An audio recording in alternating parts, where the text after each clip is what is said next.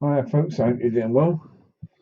It's now very, very early in the morning on the 28th of the 3rd, 2020. It's just gone 10 past 1. This episode is going to be about sin and the sins that we so easily fall into, especially the sins that are very typical for people, such as the one that there's a massive economy around, and that's self-manipulation. There's another word for it. There are many other words for it, but we'll leave it at that. There's a massive pornographic industry designed for that. Now, I've had a situation, problems with that since I was young, where I was introduced to sex at an incredibly young age. 7 years old in a children's home, and a 15-year-old girl, I think 14, she was about 14, tried to get me to have sex with her. Well, of course, at 7 years old, just not possible. But it started that interest from that point, really, of recognizing that boys do this, girls do that, and they've got that, we've got this. Yeah, and there'd be an interest in that.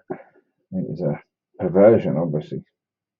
But yeah, I've spoken about this briefly in probably a few of the other recordings I've done. The point about this one is that during my youth as a Christian, I went to various people who were ministers and churches I was in, asking them to pray for me over this issue.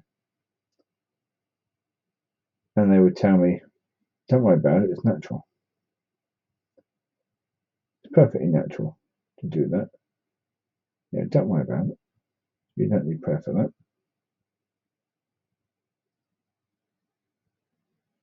Now, again, that's a lack of understanding.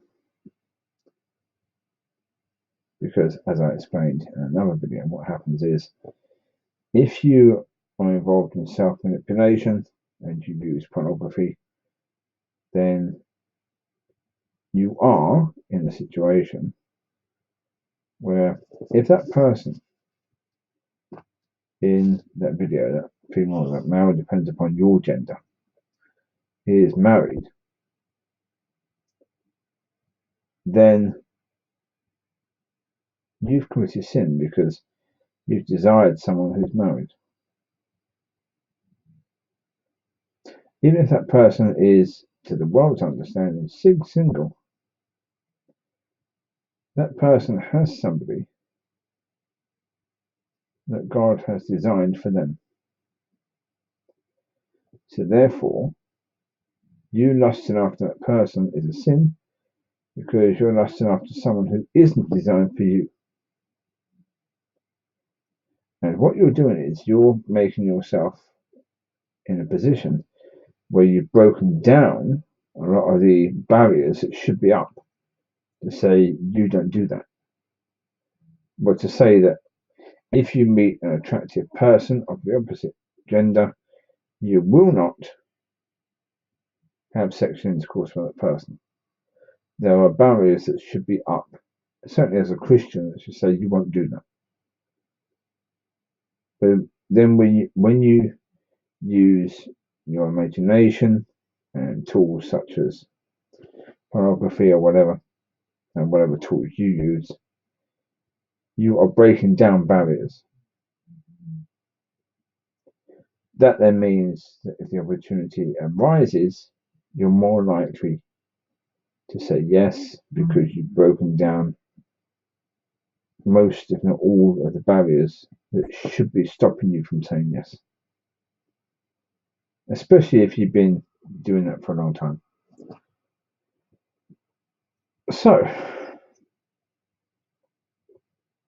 you're behaving in a way that's bad for you as well as a sin. It's a sin because that isn't the person that God has chosen for you. Therefore, you shouldn't be having any kind of sexual involvement with that individual, whether that is a fantasy of involvement or reality.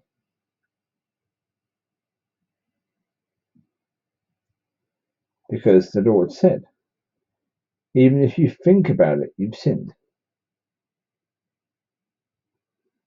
The reason why is because you've broken down those barriers. You said, I know better than God. God is saying, I shouldn't do that. I'm saying, oh, yeah, I should. Yeah, I really, really want to. Yeah. So, that ain't good. You should be in a situation where you're not doing it.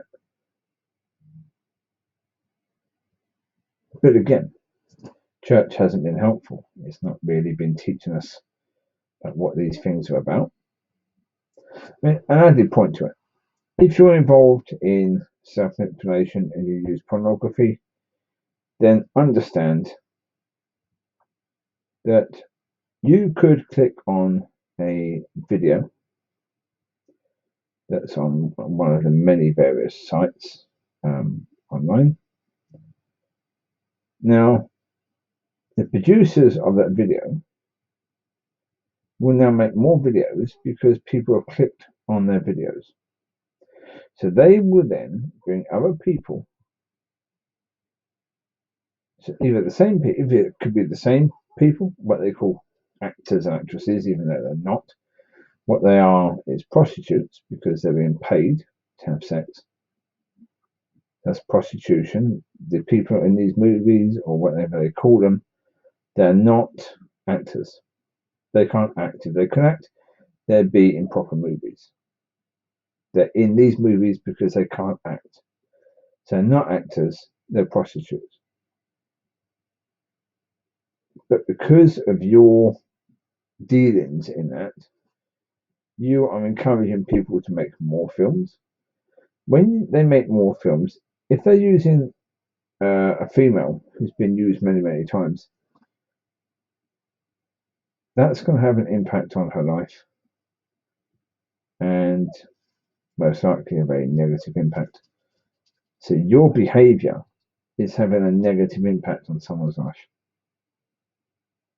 As a Christian, your behavior should never have a negative impact on someone's life. Never.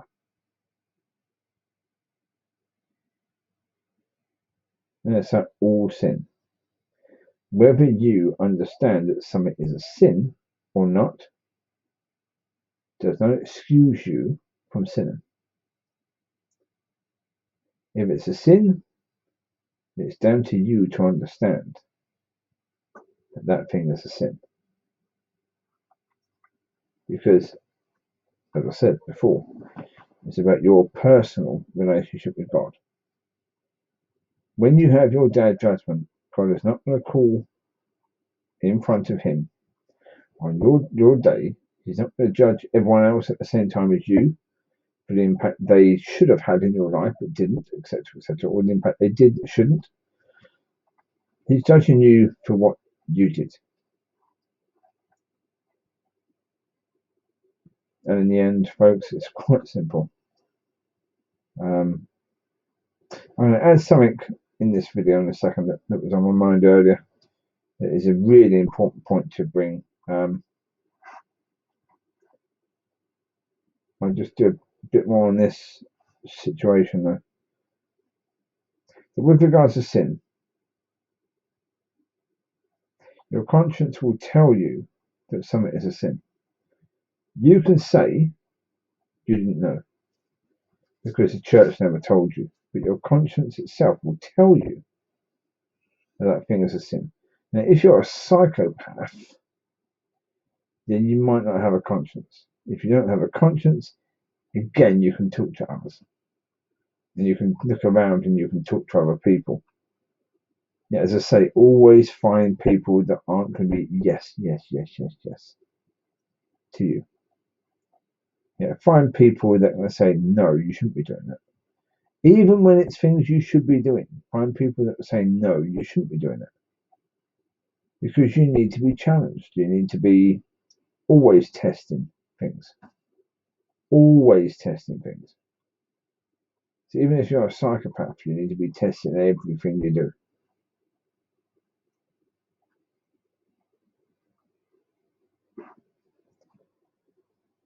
So, yeah. It's the same with regards to sin. You're accountable. No one else. So, yes. Whatever sin so easily gets you, understand it. Learn to understand it. Ask God to help you to understand that sin, to help you to understand where it comes from, why you give into it so easily.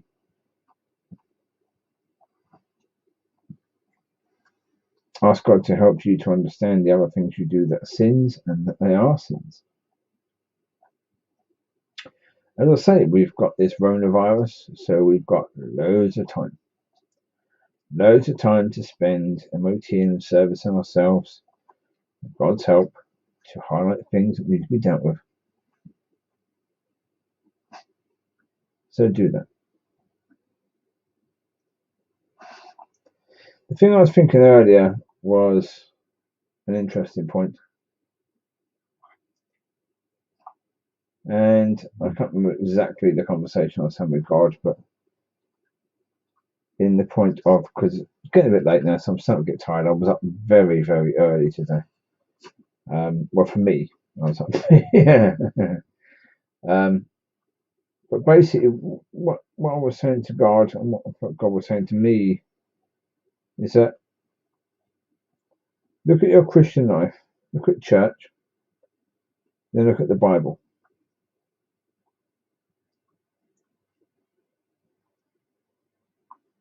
Does it match up? And then think with regards to does it match up? If you've been a Christian for 10 years, where should you be?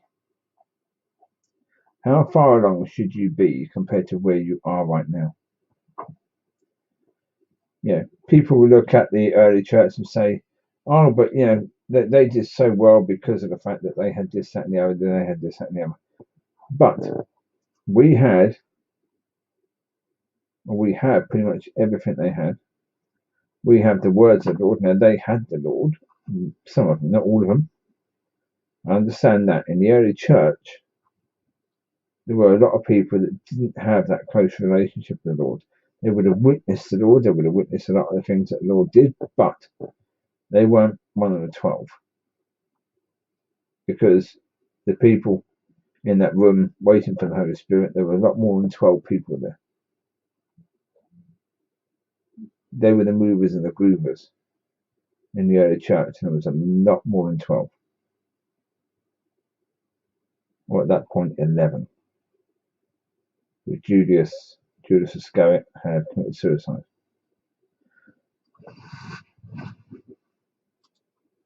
So we have all the Old Testament scriptures that they have.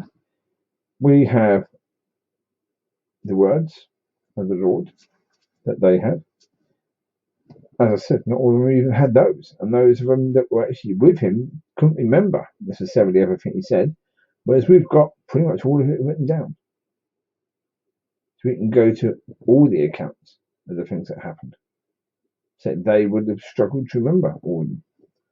We've got them all. We've also got their accounts.